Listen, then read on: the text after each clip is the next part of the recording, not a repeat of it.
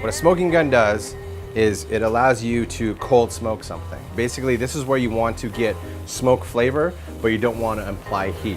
Smoking guns will cost you $100 plus. A miniature keyboard vacuum is around 20 bucks. With a tiny modification, we can turn this into a smoking gun.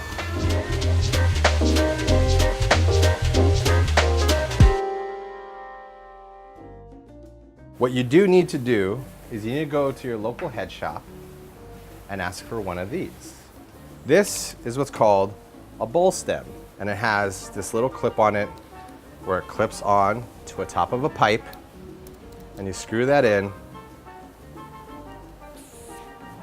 It's a little clogged, but I poked a hole in it. This is just a piece of rubber tube that I had around. We're gonna use this piece here, this little arm. I have no idea what this is for. I've never actually used one of these to dust a keyboard. I've only used it for culinary uses, so we're gonna need this little brush. Why are we gonna need this little brush? Because this is the part that affixes right in here. So all we gotta do is we're gonna take this off with our little friend the hacksaw, and we're gonna saw the top of this guy off. Make sure your line is straight. And there we go. So now you have a straight tube. So this top part is now gonna fit in the top of your gun there. And you're gonna basically force a thread, as you can get it started by kind of creating a little divot, and then you can soften it up just a tiny bit. So you can roll it back in like this, just so enough that we can create a thread. So I heated it, and you see how I kind of rolled it on its side there to kind of create a little conical shape in. We're gonna take this while it's still a little warm, and we're gonna thread it. This part does require a little bit of gumption, and there you go.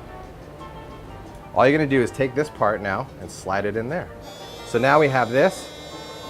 There's suction coming out of here and there. Remember the little bendy arm thing? All you're gonna do is you're gonna take that and you're gonna slide it right in there. Take your hose right on top, and now you have a smoking gun. I have little oak chips here, little mini chips. I like oak because it's just a super neutral fire. You load the top, just like you load the top of any bowl. Don't even pretend like you don't know what I'm talking about. Turn it on, you take a lighter, and see how the flame is drawing in? And there, ladies and gents, you have cold smoke. Run it first without using it on food, just so you can season the inside. That first little bit of smoke that comes out there is not the best tasting, so you want to smoke it, let it run for a little bit, and then you stick it in whenever you're smoking. If you'd like an example, we're gonna do that now. We got some oysters. Anything you do, put it in there, cover with some plastic wrap. I mean, you can use, like, if you want, you can put something on the bottom and put a bowl over it, whatever you can use to contain the smoke. We're gonna let that first little bit of smoke go.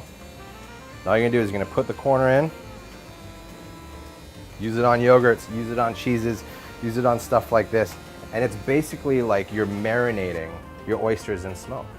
It doesn't need to be long. That smoke really kind of has a pungent flavor. These are cold smoked oysters.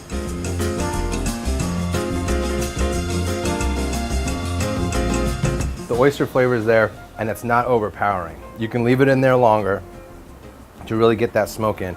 But what it is if I had it in there a little bit, just a tiny bit, and it's a raw oyster, so it really kind of takes on that flavor, there's just a little underlying element of that smoke. Shoot, man, that's how you cold smoke.